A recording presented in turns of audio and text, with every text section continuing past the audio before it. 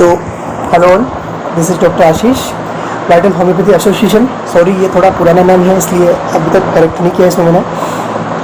और आज हम बेसिक्स की बात करेंगे क्योंकि थर्सडे है और काफ़ी कुछ चीज़ें हैं जो आज हमें जाननी चाहिए। देखिए, सिस्टम बहुत बड़ा है और किसी भी चीज़ को जानने से पहले एक बार यानी कि हमें ये पता होना चाहिए कि उसकी स्टार्टिंग कैसे होती है, कैसे वो काम करता है। और ये चीज़ हम जान जाएंगे तो बहुत ईजी हो जाएगा हमारे लिए कि आगे कैसे प्रोसीड करना है, क्योंकि उसके बेसिक्स जब हमें पता होंगे तो स्क्रीन शेयर नहीं हो रही अभी, एक मिनट।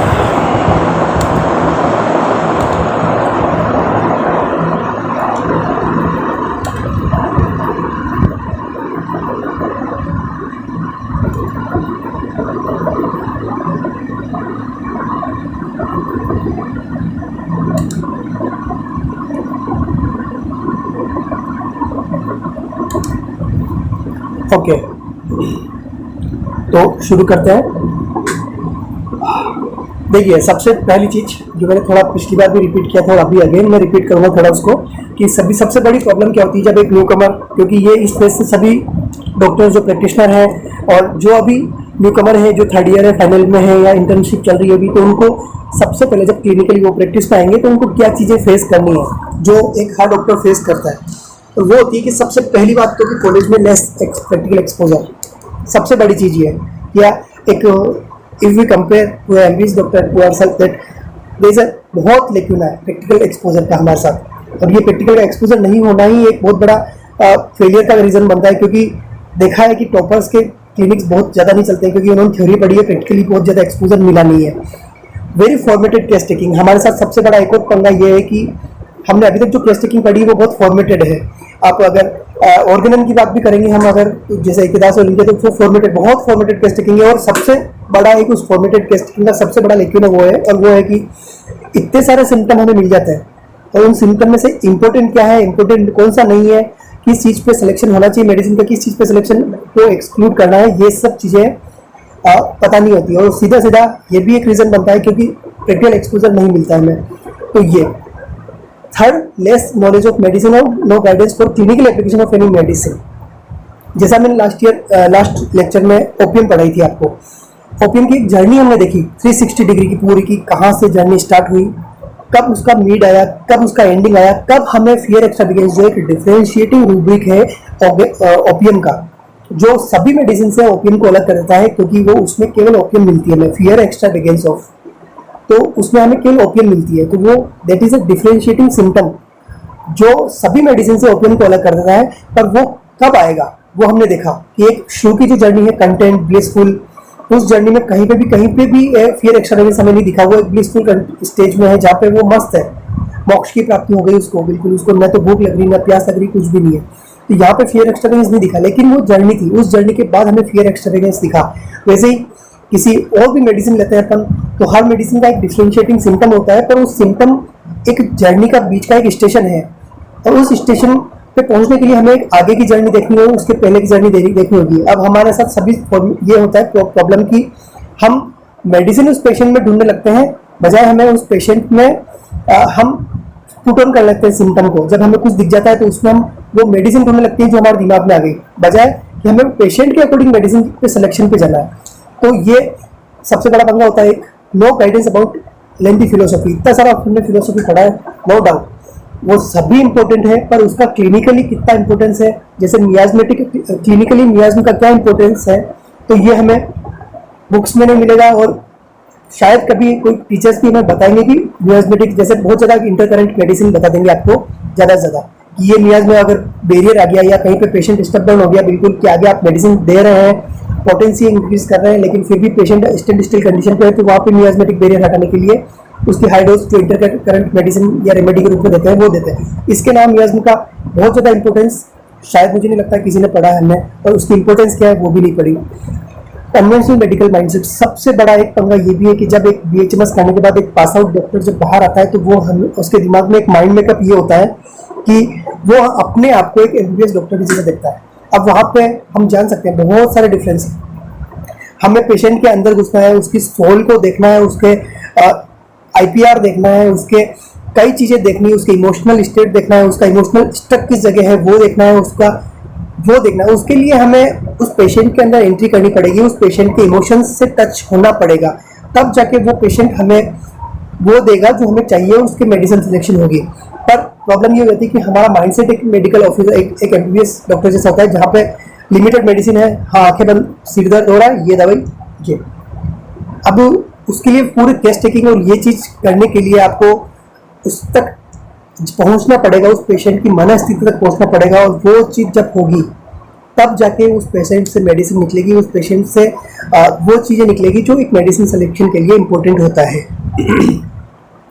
तो ये एक और सबसे बड़ा एक प्रॉब्लम है। और सबसे बड़ा बात इन सब चीज़ों के बाद, और मैं मानता हूँ कि इन सबसे पहले जो चीज़ होती है वो होती है लैक ऑफ कॉन्फिडेंस। बहुत सारे डॉक्टर्स ऐसा होता है कि मुझे कॉन्फिडेंस आएगा, उसके बाद मैं सेटअप करूँगा, लेकिन वो सीट ही आपको सिखाएगी सबसे ज़्यादा, बजाय कोई भी डॉक्टर या बजाय कोई बुक।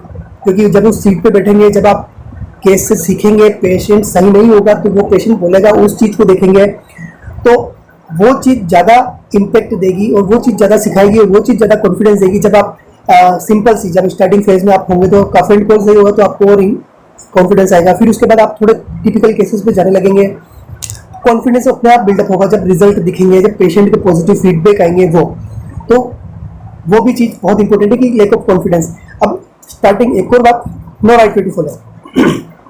और ये सबसे जरूरी चीज़ है जो सबसे लास्ट में मैंने लिया है, वो है कि जब आप पास आउट करके निकलते हैं तो आपके पास बहुत सारे वेज होते हैं प्रैक्टिस करने के।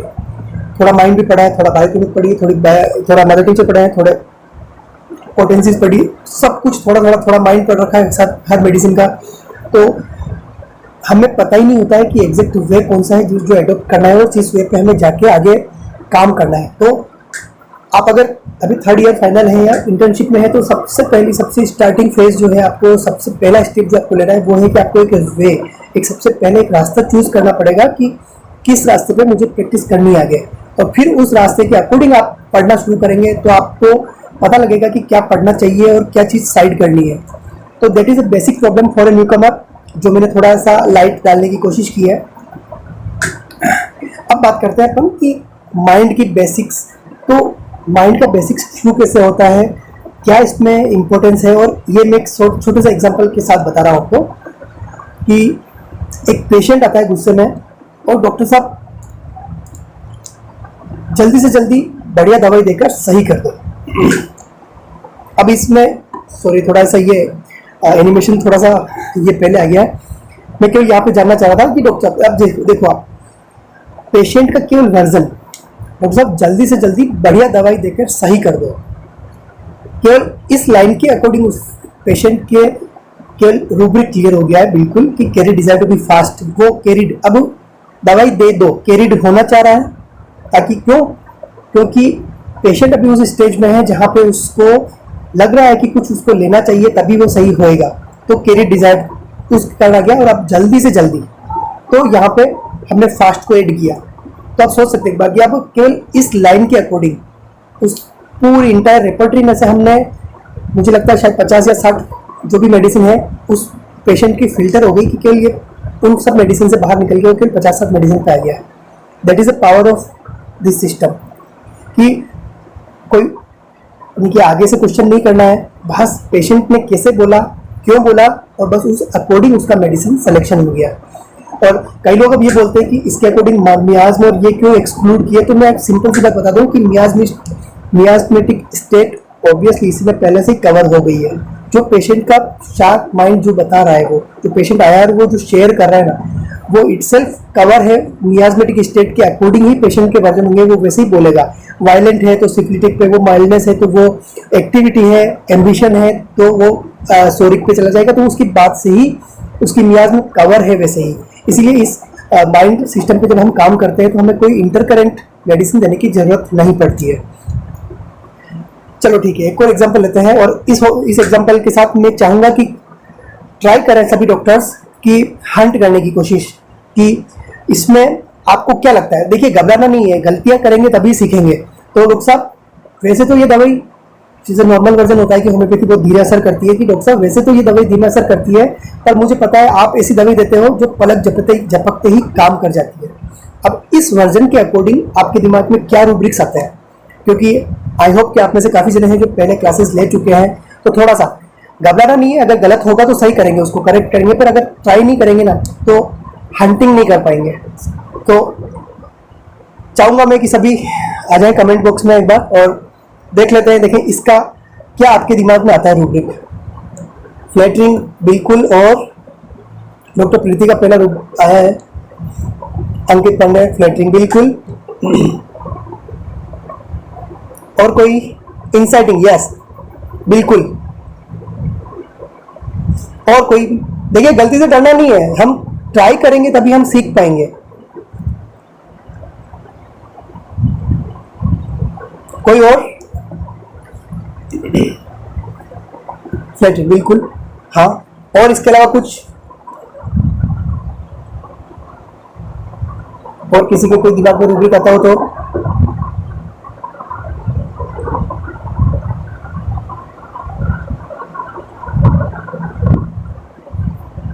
ओके, तो और किसी के पास और कोई नहीं, चलो ठीक है। मैं एक सिंपल सा, चलो ठीक है, लाइट डिजायर कंफर्मेशन। हाँ, लाइट डिजायर भी देखो, यहाँ पे मुझे लाइट डिजायर नहीं, क्योंकि पेशेंट को सब कुछ क्लियर है। लाइट मतलब वो कि वो पेशेंट अंधेरे में हो, होपफुल भी है, हो सकता है। चलो ठीक है, इन सभी रूब्रिक्स को भी अभी प्लीज मुझे एक बार ये क्लास फिनिश होने के बाद ये मुझे रूब्रिक्स एक बार रिमाइंड कराना, मैं इनको थोड़ा क्लियर करूंगा, लाइट डिजायर फॉर और होपफुल दोनों को। और किसी के दिमाग में कोई होता है तो प्लीज राइट डाउन कर लो, इस क्लास के बाद में हम सबको क्लियर करेंगे। और आज काफी कुछ नई चीजें हैं, तो प्लीज लास्ट तक बने रहना, ठीक है। तो देखो सबसे पहली चीज तो ये कि वो आके बोल रहा है साहब, डॉक्टर साहब वैसे तो ये दवाई धीमे असर करती है। It means the patient has assumption, और एक माइंडसेट उसके दिमाग में बना हुआ है कि यार ये दवाई धीरे असर करती है। तो पहला रूब्रिक हुआ दैट इज सुपरस्टिशियस। वो पहले से माइंड मेकअप उसका हो रखा है कि वो अंधविश्वास में है कि यार दवाई तो धीरे असर करती है। पर मुझे पता है आप ऐसी दवाई देते हो जो पलक झपकते ही काम करती है। अब ये यहाँ पे दो चीजें हो सकती है जो अभी डॉक्टर प्रीति ने, डॉक्टर ज्योत्सना ने बताया। दो चीजें हो सकती है, ये तो एक तो फ्लेटरिंग हो सकता है कि वो डॉक्टर को मस्का लगा रहा है। अब मस्का क्यों लगा रहा है, ये फर्दर इवोल्यूशन अब जब हम आगे बढ़ेंगे तो पता लगेगा कि वो पेशेंट ऐसा क्यों बिहेव कर रहा है। और एक और हो सकता है इंसाइटिंग अदर्स, कि वो डॉक्टर को चढ़ा रहा है ताकि वो डॉक्टर उसको अच्छी से अच्छी दवाई दे दे। तो ये बेसिक। अब आप सोचो इस बात, अगर केवल इस वर्जन से, केवल इतने से वर्जन से 3 रूब्रिक्स निकल गया, फर्दर इवोल्यूशन करेंगे तो 2-3 रूब्रिक और निकल जाएंगे और हमारी एकदम एग्जैक्ट एक मेडिसिन आ जाएगी जो पेशेंट को सही करेगी। अब हम यहाँ पे did you take any case, कोई भी आप ये सोचो एक बार कि यानी कि is it really a case taking, you are just making a conversation with the patient and you come to the medicine where the patient is, what is the medicine is. So that is the power of that system, that is the power of mind rubric. So did you put any symptom in the patient's mouth? भाई प्यास लगती क्यों लगती है, भाई डर लगता है क्या, भाई खाने में क्या पसंद है, मीठा पसंद है, तीखा पसंद है, सपने कैसे आते हैं, ये भी इम्पोर्टेंट है। जब हमें माइंड पे बहुत ज़्यादा कुछ मिल नहीं रहा है तो वो भी इम्पोर्टेंट है, पर that is secondary thing. First primary thing what the patient is saying, how the patient is saying and when the patient is saying, that is more important. That is enough to select a proper और right medicine of the patient, that is all. So did you feel this is also type of formatted case taking. अब आप बताओ एक बार कि इसमें कहीं पे भी कोई फॉर्मेटेड केस टेकिंग जैसा कुछ लगा क्या हमें, कि पेशेंट आया, पेशेंट का वर्जन जो था बस उस अकॉर्डिंग, क्योंकि पेशेंट उसी वे में बिहेव करेगा जैसा पेशेंट की पर्सनालिटी है और वो कहाँ पे स्टक है बस। So this is the way where we select medicine according to mentals. ये एक तरीका है जिससे हम, पर अब यहाँ पे सबसे इम्पोर्टेंट चीज़ जो है और जो जरूरी है जानना वो चीज़ है कि how the patient is saying, what is the emotional involvement of the patient, and उसके साथ में एसेसरी क्या चीज़ें हैं, वो चीज़ें बहुत इंपॉर्टेंट है। और वो बहुत इंपॉर्टेंट इसलिए है क्योंकि यही चीज़ें हैं जो मिसलीड करेगी आपको अगर आप पेशेंट के केवल वर्जन पे अटकेंगे।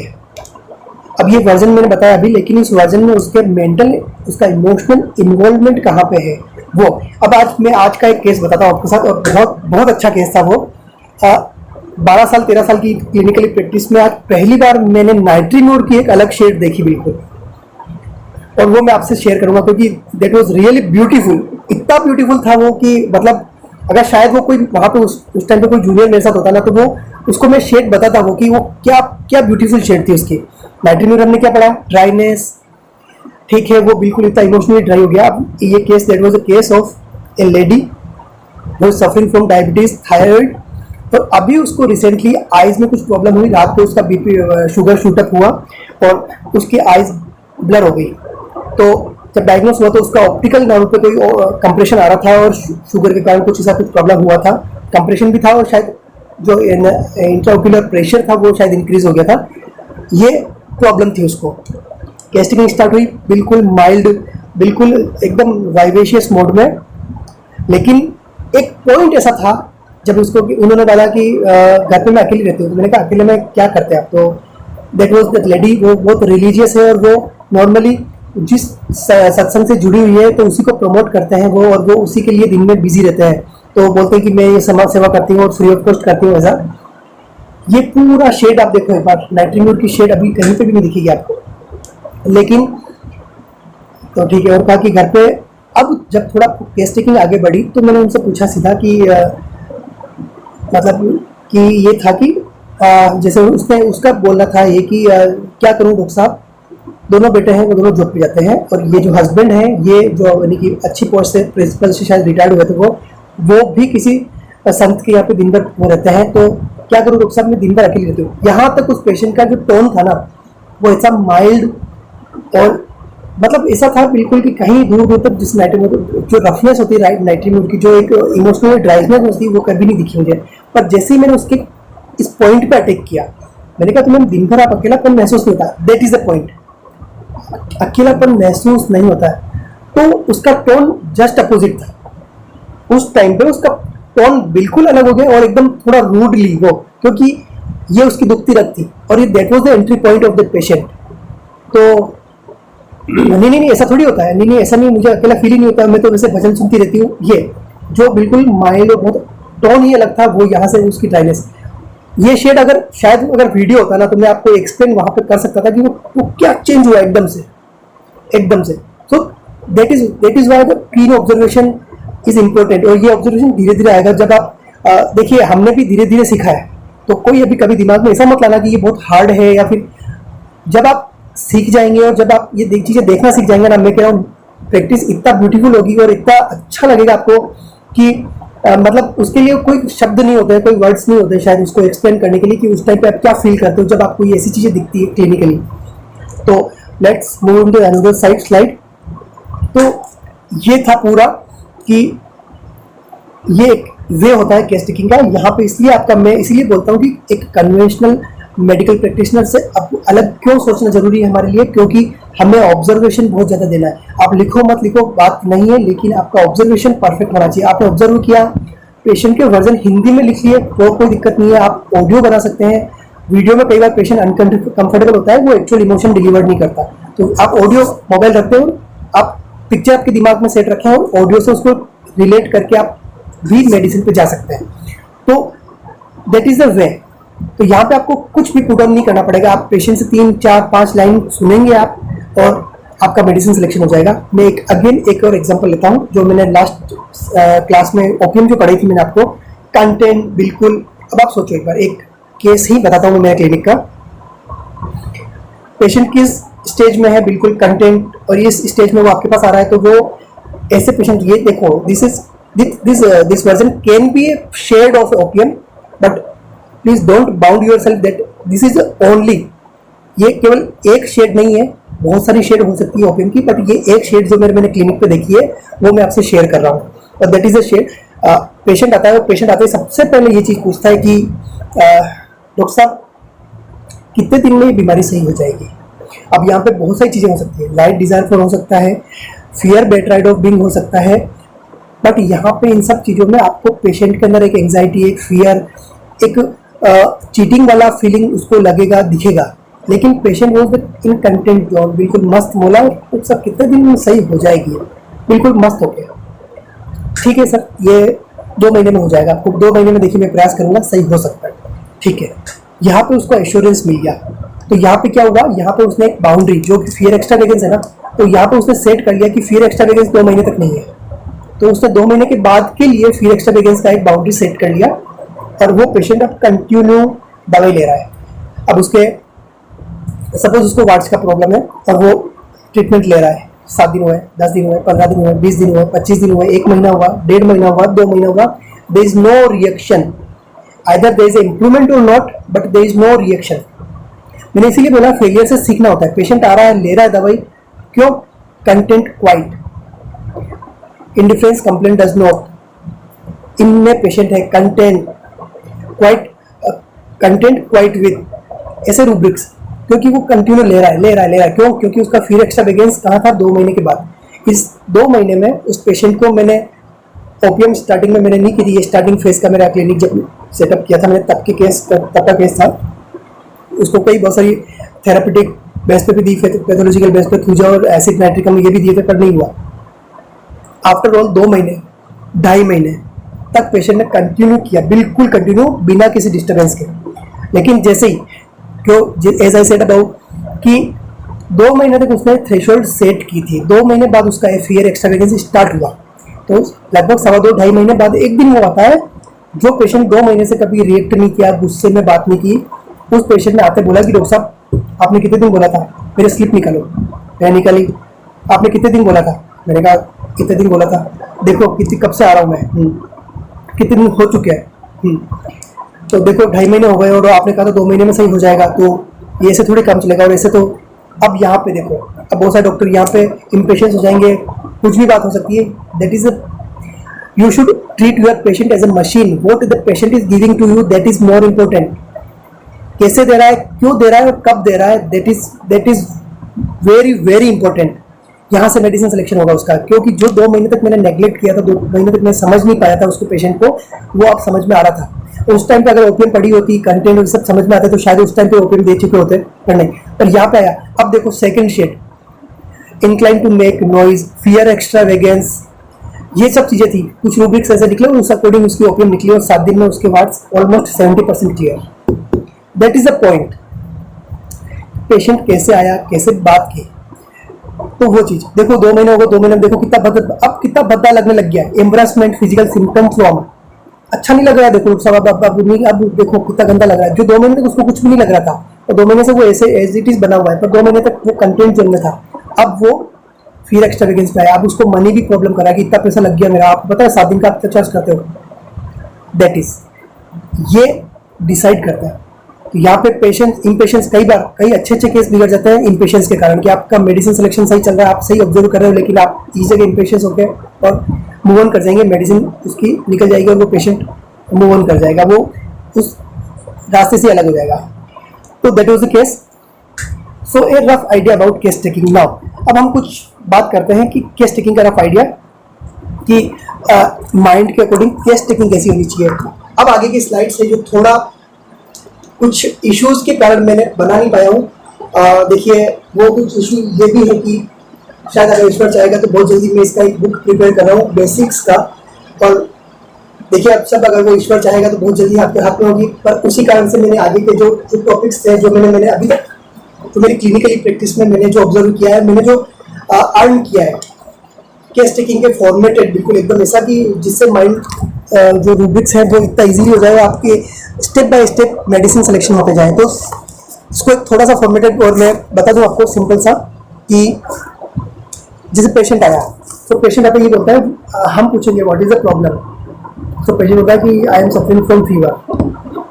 फ्रॉम हाउ लॉन्ग, कितने दिन से हो रहा है आपको? अगेन कि सर 10 दिन से, 7 दिन से, 8 दिन से। Have you taken any medicine? तो yes I have not, no I have not. अब यहाँ पे important, why didn't you take medicine. देखिए ये पॉइंट, फर्स्ट वो लाफ करके, no particular reason, that is frivolous, laughing speaking man. 2 rubrics निकल गए केवल बिना कुछ बहुत ज्यादा पूछे। क्या क्या प्रॉब्लम है, कब से है, दवाई क्यों नहीं ली, और दवाई नहीं लेने के ऊपर ओके। फिर विदाउट लाफिंग, पर्टिकुलर रीजन है उसका कोई, तो यहाँ पे पर्टिकुलर रीजन नहीं है कोई, तो यहाँ पे वो फ्राइवोलस को जा सकता है। फिर without laughing, no particular reason, I didn't bother to, I know, मैं मेरी प्रॉब्लम के बारे में जानता था पर मुझे लगा कि ये इतना ज़्यादा परेशान नहीं कर रही है, इसलिए शायद मुझे लगा दवाई नहीं लेनी चाहिए। Indifference, suffering to. फिर आपके साथ पेशेंट बोलता है, आई टुक सम होम रेमेडीज और took medicine on my own, today I realize that without medicine it would be difficult to go on, so I need to come to you. तो यहाँ पे कि जब यानी कि मैंने इतने दिन में मैंने घर की जो होम रेमेडीज थी वो ली और मुझे लगा कि ये सब चल रहा है, ओके है, ठीक है, पर अब मुझे लगा कि अब मुझे दिखाना चाहिए, तो फिर मैं आपके पास दिखाना आया। तो यहाँ पे delusion, help calling, prejudice, traditional, क्योंकि घर की होम रेमेडीज ले रहा था तो वो प्रिजुडिस ट्रेडिशनल हो गया। तो यहाँ पे अब देखो, केवल बात करने के अकॉर्डिंग रूब्रिक्स और स्टेप बाय स्टेप आगे से आगे बढ़ रहे हैं हम और रूब्रिक्स निकलते जा रहे हैं। अगेन जैसे कि हाँ, मैं इस सिटी में आया था यहाँ पे काम से और मुझे लगा कि यार ठीक है, आपको दिखा देना चाहिए। और या फिर कि जैसे माई वाइफ, माई हस्बैंड या mother asked me to take some medicine, तो अगर आप सोचो आप एक बार, उसके लिए मेडिसिन, उसके लिए डिजीज इंपॉर्टेंट नहीं है। अब वो क्या, वो सिटी में आया तो ठीक है दवाई ले लेते ना यार, या फिर अपनी मम्मी और पापा ने बोल दिया तो उसके लिए उसको लगा कि यार दवाई ले लेनी चाहिए। तो अगेन फ्राइवोलस, अगेन एक और वर्जन ये हो सकता है, today tonight the problem increase so I have come to take medicine. मुझे लगा कि रात को बीमारी बढ़ जाएगी, अगेन बीमारी बढ़ जाएगी, पहले तक ठीक था अब बढ़ने का डर लग रहा है, fear extravagance of, why did you take, हाँ, और अब आपको why did you think of taking homeopathic medicine, अब क्या आपको ऐसा क्यों लगा कि होम्योपैथिक मेडिसिन ही लेना चाहिए। तो my friend told me that he had recovered so I thought that even I would get cured. या मेरे दोस्त ने मुझे कहा कि वो मेरा दोस्त सही हो गया था तो मुझे लगा कि मुझे भी आपके यहाँ से दवाई लेनी चाहिए, और जैसे वो सही हुआ वैसे मैं भी सही हो जाऊँगा। तो यहाँ पे सुपरस्टिशियस हो सकता है, नेव हो सकता है, क्रेडुलस हो सकता है, और भी बहुत सारे वर्जन हैं जो फर्दर इवोल्यूशन पे निकल सकते हैं। तो ऐसे तो ये स्टेप बाय स्टेप ये एक पूरा मैंने एक तैयार किया है केस टेकिंग के जो यानी कि बेसिक्स जो है और क्वेश्चंस के अकॉर्डिंग आपकी मेडिसिन सिलेक्शन ऐसे बहुत बड़ा है। इसको पीपीटी इसीलिए नहीं बनाई मैंने कि ये थोड़ा कल को कॉपीराइट इशू हो सकते हैं बुक्स के लिए, इसलिए इसको अपन ने नहीं किया। लेकिन मैं फर्दर जो भी क्लासेस अपनी होगी आने वाले टाइम में, उन क्लासेस में इन टॉपिक्स को थोड़ा ना लेता रहूँगा और हम इस पर बात करते रहेंगे। सो ये देखो, ये तो जो चीज़ें अभी तक समझ में आई होंगी आपको कि व्हाट इज़ बेसिक्स, ये पेशेंट के वर्जन के अकॉर्डिंग हमें क्रिएट करना होता है पेशेंट के रूब्रिक्स। और ये कब होगा, ये कब होगा जब आप रूब्रिक्स को लेके बहुत ज़्यादा फ्रेंडली होंगे। जितने आपको रूब्रिक्स समझ में आएंगे, पता है, उतना ही आप उसको जल्दी से रिलेट कर पाएंगे। और आप कौन सी ईयर वो मायने नहीं रखता। फर्स्ट ईयर में है, बहुत अच्छी बात है, आपके पास बहुत अच्छा टाइम है। जब आप पास आउट होकर बाहर निकलेंगे तो आपको बहुत कुछ पता होगा जो हमें प्रैक्टिस में आने के बाद भी 4 से 5 साल बाद पता लगा कि हमें कहाँ जाना है। तो आप सोचिए कि बहुत अच्छा रास्ता मिल रहा है और बहुत टाइम मिल रहा है। जब आप पास आउट करेंगे तब तक आपके पास रेपर्टरी की अच्छी नॉलेज होगी, माइंड की अच्छी नॉलेज होगी, मेटामॉर्फ मीनिंग की अच्छी नॉलेज होगी, और मेडिसिन के जो प्रूविंग्स है, मेडिसिन का पूरी जर्नी है, उन पूरी मेडिसिन का आप 4 सालों में सोचो अगर हर रविवार को भी हम लेते हैं तो कितनी मेडिसिन आप इस टाइम तक पढ़ चुके होंगे। तो ये सब चीज़ें थी। सो कुछ और चीज़ें जो थोड़ा इम्पोर्टेंट है, और वो है कि जब इस सिस्टम पे हम काम करते हैं, इस सिस्टम के अकॉर्डिंग हम जब मेडिसिन सिलेक्शन करते हैं, तो एक चीज़ हमेशा क्लियर होनी चाहिए कि देयर इज नो सुपरफिशियल और डीप एक्टिंग रेमेडी। एक्यूट और क्रोनिक कोई ऐसी मेडिसिन नहीं होती है, सुपरफिशियल और डीप एक्टिंग मेडिसिन कोई नहीं होती है, पॉलीक्रेस्ट कुछ भी नहीं होता है। केवल एक चीज़ होती है और वो होता है माइंड की।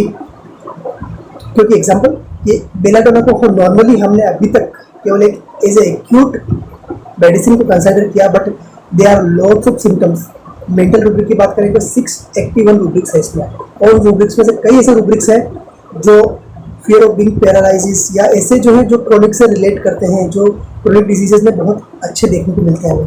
तो आप सोच सकते हैं कि there is no acute, no chronic, there is no superficial और there is no deep acting. There is only one thing, that is medicine और पेशेंट, बस, और इंटरप्रिटेशन, बस ये चीज़ है। Second, no grade is important. कौन सा फर्स्ट ग्रेड का है, कौन सा सेकंड ग्रेड का है, कौन सा थर्ड ग्रेड का है, कौन सा फोर्थ ग्रेड का है, इंपॉर्टेंट नहीं होता। इंपॉर्टेंट ये चीज़ है कि पेशेंट आपको क्या दे रहा है। आप कॉमन सिम्टम के अकॉर्डिंग भी उसी पे जा सकते हैं, और अगर आप कुछ अलग देख रहे हैं या कुछ देखिए PQRS देख रहे हैं तो भी आप उस मेडिसिन पे जा सकते हैं। और इसको मैं और इजी बताता हूँ आपको ऐसा कि देखिए अगर आपको 10 नंबर्स टोटल कवर करने हैं तो उसके 2-3 तरीके हैं। या तो आपको 5+5 कर सकते हैं, या फिर आपको 10 इकट्ठा एक ही कर सकते हैं, या फिर आप 3+2+2+3 कर सकते हैं, या फिर 4+4+2 कर सकते हैं। तो बहुत सारे तरीके हैं। उसको आप जितना ब्रेक करेंगे उतना ईजी हो जाएगा। अब ब्रेक करने का मतलब ये हुआ है कि कोई ऐसा रूब्रिक है जो किसी मेडिसिन में केवल एक है तो वो शायद हो सकता है वो 10 नंबर कवर कर रहा है, और उस 10 नंबर को उस एक रूब्रिक के लिए आपको बहुत सारे गलत होने के चांसेस हो सकते हैं। फिर एक्स्ट्रा रेफरेंस मिस हो गया थोड़ा सा तो आप किसी और मेडिसिन से जाएंगे तो गलत हो जाएगा। बट इसका एक और तरीका ये हो सकता है कि हमें जो इजीली मिल रहा है, इंडिफरेंस मिल रहा है, कोशियस मिल रहा है, पेशेंट केयरफुल है, हीडलेस है, कंटेंट है, ये चीज़ें मिल रही है। तो उन जब 2-2, 3-3 के मार्क्स के जो रूब्रिक्स को ऐड करके हम 10 पे पहुंचेंगे ना, तो 5 रूब्रिक्स जो मिलेंगे 2-2 के, या फिर अगर 3-3 मार्क के 3 रूब्रिक मिल जाए और एक रूब्रिक 1 मार्क का मिल गया तो भी 10 पे पहुंच रहे हैं, तो वो ज़्यादा इजी होगा न्यू कमर के लिए, क्योंकि आप बहुत इजीली इससे रिलेट कर पाएंगे, उस मेडिसिन तक पहुंच पाएंगे। नॉन मियास्मेटिक कंसल्टेशन, मैंने पहले भी आपको स्टार्टिंग जब क्लास स्टार्ट की थी तब मैंने बताया था आपको कि स्टार्टिंग मियाज पेशेंट जो बोल रहा है, पेशेंट का जो इमोशंस उसमें इन्वॉल्वमेंट है, वो itself there is a clear indication that उसकी मियास्मेटिक जो है वो कवर हो चुका है उसमें पहले से ही। उसके लिए आपको अलग से मियास्मेटिक देखना, कंसल्टेशन की जरूरत नहीं रहती है। So that was the case, that was the basics. और अब मैं लेट्स स्टार्ट रूब्रिक हंटिंग। थोड़ा सा जो आपको पता लगा हो अभी या कुछ समझ में आया हो तो हम एक रूब्रिक हंटिंग स्टार्ट करते हैं। आप रेडी हैं? Sir, converting every sentence said bye patient, एक मिनट हो।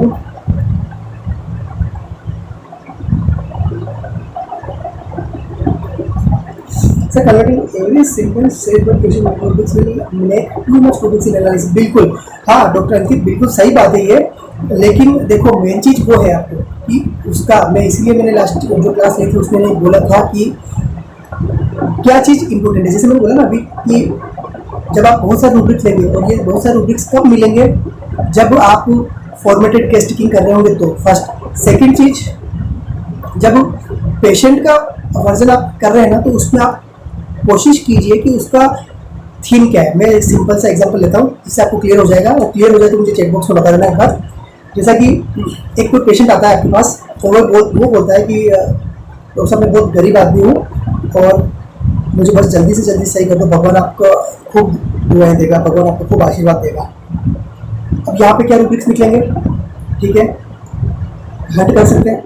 मैंने अभी बताया था जैसे कि रूब्रिक हंटिंग स्टार्ट करेंगे अपन, तो आता है कि वो बोलता है कि डॉक्टर साहब मैं बहुत गरीब आदमी हूँ और अगर मैं सही हो जाता हूँ तो भगवान आपको खूब आशीर्वाद देगा। Start rubric hunting. Delusion poor, exactly first rubric एकदम सही है, बिल्कुल। फर्स्ट, सेकंड, बेगिंग कर रहा हो या प्रेइंग कर रहा है? सेकंड रूब्रिक इज वो है ना, वो बेगिंग कर रहा है, बिल्कुल भगवान के नाम पे है, मनी माइंड। अब यहाँ पे डिल्यूजन पुअर और मनी माइंड बिल्कुल है, मनी माइंड है। अब हमें ये जानना पड़ेगा डिल्यूजन पुअर और बेगिंग क्यों कर रहा है वो। पहले ही उसने स्टार्टिंग में कह दिया कि डिल्यूजन पुअर में वो है, तो क्या कि सर चलिए ठीक है आप सही हो जाते हैं, क्या प्रॉब्लम है, क्या चीज़ जो है आपको परेशान कर रही है, डिजीज के कारण क्या चीज़ जो है आपको लाइफस्टाइल में डिस्टर्ब हो रहा है। अब वो पेशेंट क्या बोलेगा, डॉक्टर साहब मैं गरीब आदमी हूँ तो 2 दिन भी अगर मैं दिहाड़ी पे नहीं जाऊँगा ना तो मेरे पास मेरे पीछे खाने का प्रॉब्लम हो जाएगा। अब आप सोचिए, that is the basic thing, why the patient is behaving poor, why the patient is begging. हो सकता है इसी बीच में वो बार्गेनिंग भी कर ले, पर मेन उसका रीजन क्या था, क्यों? क्योंकि उसको फियर पॉवर्टी में वो है। तो इन तीनों रूब्रिक्स के ऊपर रूल कर रहा है fear poverty, that is more important. ऐसे डॉक्टर अंकित, ऐसे रूब्रिक्स का फिल्ट्रेशन होगा, वो फर्दर जब मैं आने वाले जो कुछ लेक्चर्स लूंगा उसमें मैं बताऊंगा आपको कि कुछ मेडिसिन के कुछ सिम्टम हमेशा होंगे और कुछ सिम्टम होंगे जो सुपरफिशियली वो फ्लक्चुएट करेंगे, कभी आएंगे कभी जाएंगे कभी नहीं, तो उनके पीछे थीम क्या होगी। ए पेशेंट इज बिहेविंग बिल्कुल ऐसा इगोटिज्म, यूं बैठा है कुर्सी पे आके एकदम जैसे वो क्लिनिक पे वो आपका बॉस है। अब आप सोच सकते हो एक बार कि वो why the patient is behaving that वे। तो अब जब उसको बात करेंगे तो पता लगेगा आपको कि वो अफेक्टेशन में हो सकता है, वो इगोटिज्म में हो सकता है, वो इनकी बोस्टर बैरियर में हो सकता है। और ये सब चीज़ें क्यों उसकी, इसीलिए मैं बोल रहा हूँ थीम, उसका इमोशनल अटैचमेंट ढूंढने की हमें चाहिए। जो मैंने केवल एग्जांपल ये था, ये रूब्रिक हंटिंग के लिए और एक न्यू कमर्स को रिलेट करने के लिए बताया थे। बाकी try to find out the theme, why the patient come to you, why the patient is behaving that way, क्यों ऐसा बिहेव कर रहा है वो, क्यों। जैसे आने वाले टाइम, अभी जैसे अपन संडे को कुछ अच्छा पढ़ेंगे उसमें, तो आपको जब मेडिसिन में पढ़ाऊंगा तो उस मेडिसिन की एक थीम बनती है। जैसे ओपीएम था, कंटेंट था, तो वो कंटेंट तो इसलिए उसने कभी रिएक्ट नहीं किया। फियर एक्स्ट्रावेगेंस में आया, फिर वो रिएक्ट करा, क्योंकि पूरी जर्नी क्यों, क्योंकि वो फियर एक्स्ट्रावेगेंस में, इसलिए उसकी पूरी जर्नी बनी। और उसके बाद डिस्पेयर, वो डिलीरियम क्यों कर रहा है, क्योंकि देयर इज नो वे, वो मिल ही नहीं पा रहा उसको कि उसको कहाँ से उसको क्योर मिलेगी, कहाँ से उसको सही होगा। वो ग्रोपिंग एसिडिटा क्यों, क्योंकि उसको कुछ मिल नहीं रहा है। पहली जर्नी कंटेंट, ऐसे ही पल्सेटिला, सीपिया सब ऐसे रीड करेंगे। तो अगर आप सब रूब्रिक्स लोगे ना, तो आपको तय करना मुश्किल पड़ जाएगा। पर इसमें से फिल्टर, जो जब आप 3-4 रूब्रिक ले लोगे, उसमें से आपको फिल्टर करना आ जाएगा बहुत जल्दी। जब आप ये इसको day to day clinical practice में लोगे, तो आपको पता लग जाएगा कि कौन सा चीज़ इंपॉर्टेंट है, कौन सी चीज़ लेनी, कौन सी चीज़ नहीं लेनी चाहिए। तो 4-5 रूब्रिक लोगे, ऑटोमेटिक कुछ रूब्रिक रहेंगे जो रूल आउट हो जाएंगे, नहीं आ रहे। जैसा कि मैं अभी परसों के केस बताता हूँ, परसों का केस था, उसमें बताता हूँ कि मैंने स्टार्टिंग में पेशेंट आते ही मुझे ये बोलती है, जॉइंट स्पेन का केस था, और आते ही बोलती कि डॉक्टर साहब ये घुटनों में बहुत दर्द होता है। मैंने पूछा ठीक है, तो बता इससे क्या प्रॉब्लम है। तो इससे क्या प्रॉब्लम है डॉक्टर साहब, काम नहीं होता है, और काम नहीं होता है तो कोई काम करने वाला है नहीं, मैं अकेली हूँ। तो फर्स्ट प्राइमा फेसी आप देखोगे तो क्या लगेगा आपको, हेल्पलेस फीलिंग। जो मैंने पहले ही रूब्रिक मैंने प्रेस्क्रिप्शन पे फर्स्ट रूब्रिक में लिया, हेल्पलेस फीलिंग। फर्दर इवोल्यूशन करने पे पता लगा कि पेशेंट के वर्जन बाद में चेंज हुए, और वो एग्जैक्ट जो थीम थी, वो एग्जैक्ट वो पकड़ना है, वो था कि सबको अलग अलग काम बटा हुआ है डॉक्टर साहब, तो मेरा भी काम मुझे करना है, उनका काम उनको करना है, उनका काम। यहाँ पे हेल्पलेस फीलिंग है, दैट इज क्लियर। यहाँ पे बिजनेस टॉक्स बिल्कुल सबको बिजनेस बराबर बटा हुआ है बिल्कुल। तो एंग्जाइटी कॉन्शियस अलग अलग रूप आ गए, वो कंप्लीटली रूल आउट हो गया। तो ये जर्नी जब आप पेशेंट के साथ मूव ऑन करेंगे ना, तो आपको अपने पता लग जाएगा। लिखो सभी को रूब्रिक्स को, पर जब जो इम्पोर्टेंट नहीं लग रहा है ना, उस पर आप क्रॉस कर सकते हैं, उसको बिल्कुल काटना नहीं है। पर जो इम्पोर्टेंट लग रहा है, आप उसके ऊपर स्टार लगा सकते हैं, जो आपको अपने आप पता लग जाएगा। जब आप आगे रूब्रिक्स सीखेंगे, आप हंट करना सीखेंगे, या फिर पेशेंट के साथ मूव करेंगे आप, तब। क्लियर?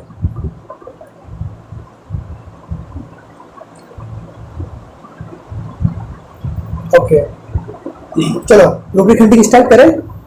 रेडी? अरे चेक बॉक्स में आ जाओ अब तो।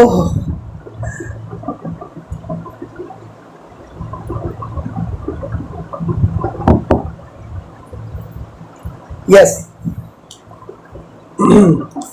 चलो एक छोटा सा स्टार्ट करते, बहुत बेसिक चीजों से।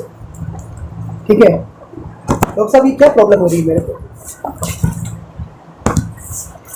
बस इसका आईपीआर, इंटरपर्सनल रिलेशनशिप। बिल्कुल मैं चलो ठीक है, आईपीआर को क्लियर करता हूँ। IPR is interpersonal relationship. एक पेशेंट जब आपके पास आता है, तो दैट वाज कंप्लीट एक कंपनसेटेड स्टेट, मतलब कि वो जैसा भी आपके सामने बिहेव कर रहा है, वो एक जर्नी से गुजर के उसके बाद आया है। चाहे एलुमिना की अगर बात करें, तो वो क्योंकि वो यानी कि मदर फादर का डोमिनेशन था, या फिर मदर फादर का उसके ऊपर एक दबाव था।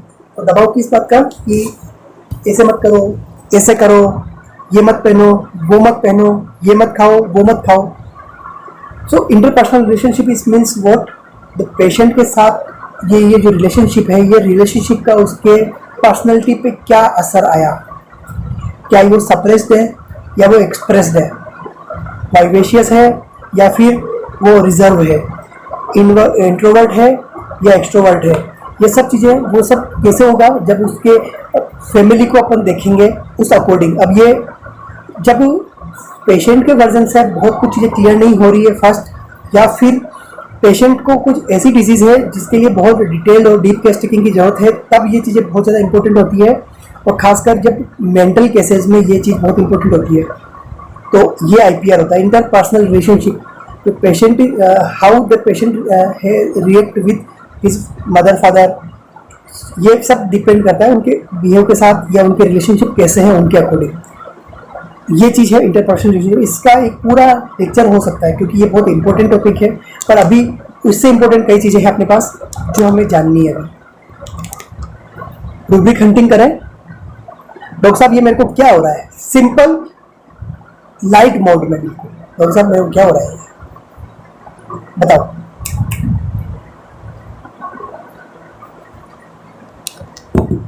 Light desire. और कोई गलती से मत डरो, कोई भी हंट करना सीखो। 29 डॉक्टर्स है, एक्सपेक्ट करता हूँ मैं सभी से। एंजाइटी डार्क और सभी को धीरे धीरे में कंफ्यूज आगे। और कोई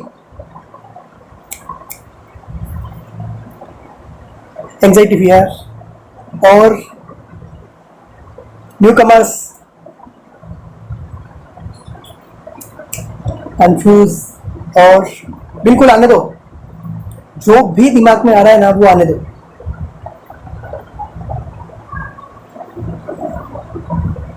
ओके, अवेयर अबाउट प्रॉब्लम। चलो अब स्टार्ट करते हैं। Light desire. एग्जैक्टली मैंने क्या बोला? बिल्कुल लाइट मोड में है। लाइट डिजायर वो पेशेंट, डॉक्टर साहब मेरे को क्या हो रहा है? It is just like, doctor साहब उस अंधेरे में क्या पड़ा हुआ है? It is just like, doctor साहब उस गली में अंधेरा हो रहा है, क्या है वहाँ पे? It is just like, doctor साहब गाड़ी की लाइट नहीं चल रही, आगे देखो क्या है।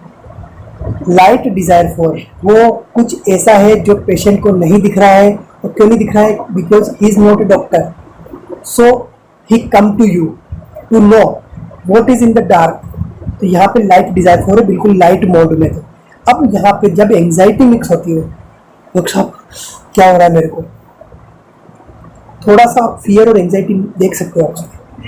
तो यहाँ पे एंजाइटी डार्क है कि अब उसको पता लग रहा है डॉक्टर साहब, मतलब there are lots of fears. तो ये एंजाइटी मतलब थोड़ा सा पहले लाइट मोड में था, अब थोड़ा एंग्जियस मोड में है। यहाँ पे थोड़ा फियर कि डॉक्टर साहब क्या हो रहा है मेरे को, देखो 3 दिन से बुखार नहीं उतरी, तो डॉक्टर देखो देखो मलेरिया तो नहीं हो गया। That is fear. Particular specified anxiety is fear. Fear है उसका एक डिजीज के ऊपर। एंजाइटी मतलब बहुत सारे लोग जब डर होते हैं तो। कंफ्यूज्ड नहीं है, पेशेंट बोल रहा है बिल्कुल कंफ्यूजन। और सब क्या हो रहा है यार, कभी गला दुखता है यार, कभी सिर दुखने लग जाता है। तो दैट इज वहाँ पे जब 4-5 चॉइस उसके पास है और वो समझ नहीं, रिलेट नहीं कर पा रहा है, तो दैट इज कंफ्यूजन। जब 4-5 चॉइसेस है उसके पास, जब वो इसको दोनों को नरेट नहीं कर पा रहा है, that is confusion. Anxiety fear, fear of disease. यहाँ हाँ फियर ऑफ डिजीज, ये सब जब थोड़ा सा लाइट मोड से ऊपर की तरफ फियर और एंजाइटीज आएंगे, ये होगा ठीक है। एंजाइटी अबाउट हेल्थ, बिल्कुल एंजाइटी अबाउट हेल्थ होगी, पर वो एंजाइटी दिखेगी पेशेंट में, लाइट मोड में नहीं दिखेगा वो। Fear about disease, fear of disease, ये तो दैट वाज। अब मैं सिंपल एक और बात करता हूँ। डॉक्टर साहब कभी आपने ऐसी बीमारी सही की है क्या जो बीमारी में लेके आया हूँ आपके पास? बहुत कॉमन है और बहुत सारे पेशेंट आते हैं इस चीज को लेके आपके पास। डॉक्टर साहब कभी ऐसी बीमारी सही की है क्या? कोई केस आया क्या आपके पास ऐसा?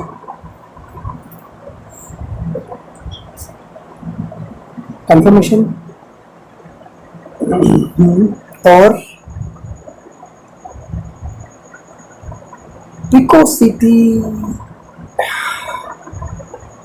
हाँ और कोई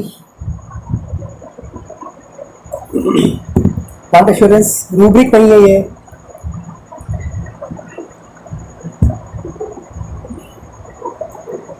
यस एनीबडी एल्स? बहुत सारे लोग हैं। करो, ट्राई करो, हंट करने की कोशिश करो।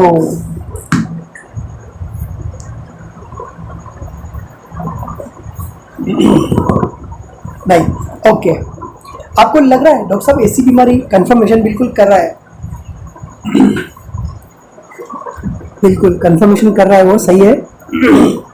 बट जब स्टार्टिंग में पेशेंट आके बोला ना डॉक्टर साहब आपने कोई बीमारी ऐसी सही की है, तो दैट इज कंफर्मेशन कर रहा है बिल्कुल। पर वो कंफर्मेशन क्यों कर रहा है? अब अपन देखें एक बार। कंफर्मेशन इज कोई CONF।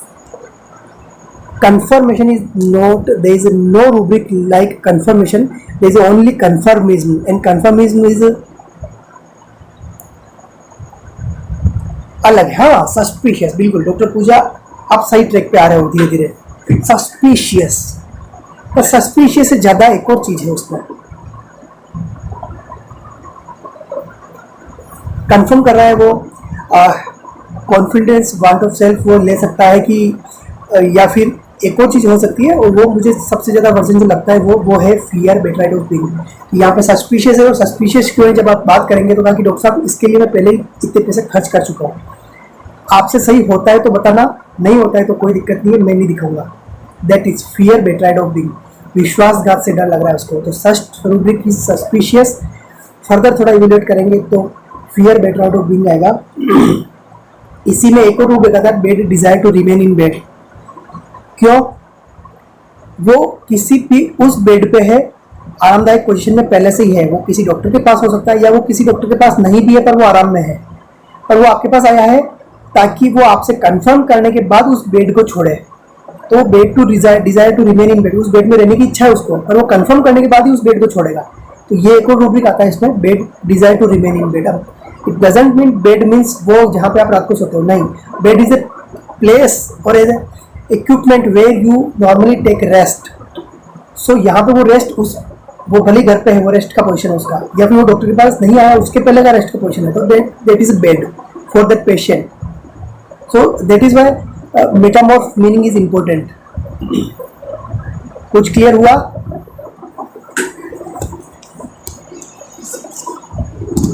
हेलो।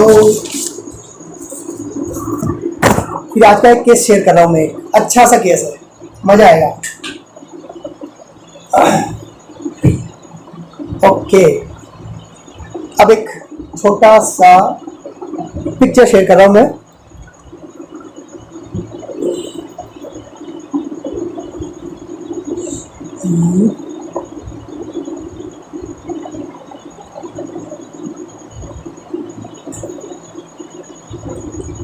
और अभी ये पिक्चर शेयर करने के बाद मैं अभी जो अभी इस केस से भी कुछ चीज़ें क्लियर होगी आपको। इस अभी मैं केस फोटो शेयर कर रहा हूँ आपसे।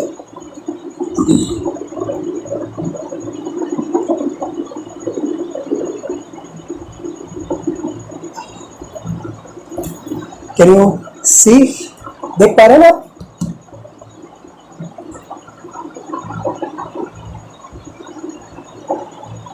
क्या दिख रहा है? क्या दिख रहा है?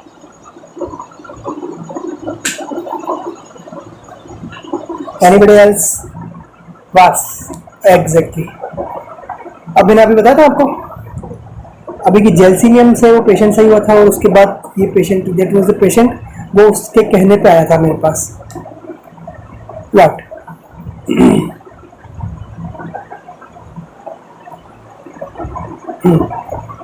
ये ऑलमोस्ट आप मान सकते हैं 2 मटर के दाने से भी बड़ा, 2 मटर के दाने से भी बड़ा होगा वाट्स ये, और बिल्कुल कंप्लीट कलीफ्लावर, बिल्कुल गोभी की गोभी बिल्कुल। अब आप सोचोगे इसको क्या मेडिसिन दी थी? रूब्रिक बताता हूँ मैं आपको। पहला रूब्रिक था कि डॉक्टर साहब 3 महीने से है, मैंने कोई ट्रीटमेंट लिया नहीं, कई डॉक्टर से लिया पर सभी ने बोला काटने के लिए, तो वो सेकेंड ओपिनियन है। पर अभी मैंने ये सोचा कि अभी इसको जिसे उदयपुर भी इन्होंने डॉक्टर प्रशांत अग्रवाल से वो ले रखा था, अपॉइंटमेंट ले रखा है, बट तो पर इन्होंने कहा कि जैसे कि वो इसके फ्रेंड ने बताया कि 4 से 5 दिन में उसके वाइट जड़ गए, तो मुझे लगा मुझे आपको दिखाना चाहिए। So first rubric is that was superstitious. Second, इससे प्रॉब्लम क्या है? तो बाल बनाता हूँ डॉक्टर साहब, तब हमेशा बस ये बीच में अटक जाता है, मैं बाल प्रॉपर नहीं बना पाता हूँ। गौर करना, बाल बनाते टाइम प्रॉब्लम होती है, बाकी उसको क्या प्रॉब्लम है? कुछ भी नहीं, ठीक है। तो जब बाल बनाता हूँ तब प्रॉब्लम होती है, डिस्टर्ब एवर्जन ऑफ बीइंग। ये कुछ रूब्रिक्स लिए थे मैंने, और इन रूब्रिक्स के अकॉर्डिंग इसको मेडिसिन दी। ये जब पेशेंट सही हो जाएगा उसके बाद मैं इसका पूरा क्लिपबोर्ड शेयर करूंगा और उसके फॉलोअप शेयर करूंगा आपसे। अब आप इससे एक बात क्लियर होगी ना आपको कि यहाँ पे वार्ड्स का कोई सिम्टम मैंने नहीं लिया है, यहाँ पे केवल मैंने एक चीज लिया है, पेशेंट इस प्रॉब्लम को लेके क्या सोचता है, that is more important. Patient की लाइफस्टाइल में इस डिजीज के कारण कहाँ प्रॉब्लम आ रही है, दैट इज मोर इम्पोर्टेंट। वो जब पता लगेगा तो अपने आप उसका मेडिसिन सिलेक्शन हो जाएगा, अपने आप उसकी जो जो टॉप या जो मार्ग या जो मोस्ट डोमिनेंट जो मियाजमेटिक स्टेट होगी वो कवर हो जाएगी, और अपने आप वो सब चीज़ें जो एक नॉर्मली हम किसी और सिस्टम में करते हैं स्टेप बाय स्टेप, वो वहाँ पे 3 या 4 लाइन 5 लाइन में मुश्किल से 15-20 मिनट की टेस्टिंग थी और उसमें मेडिसिन का सिलेक्शन हो गया था, क्लियर हो गया था वो। और आई होप कि वो मेडिसिन सिलेक्शन बिल्कुल सही भी है जहाँ तक मुझे लगता है। So that was the case and that was the today's class. How was the class? Comment box में आ सकते हैं, और आप मुझे वो जो स्टार्टिंग के जो क्वेश्चन थे वो मुझे पूछ सकते हैं आप बिल्कुल।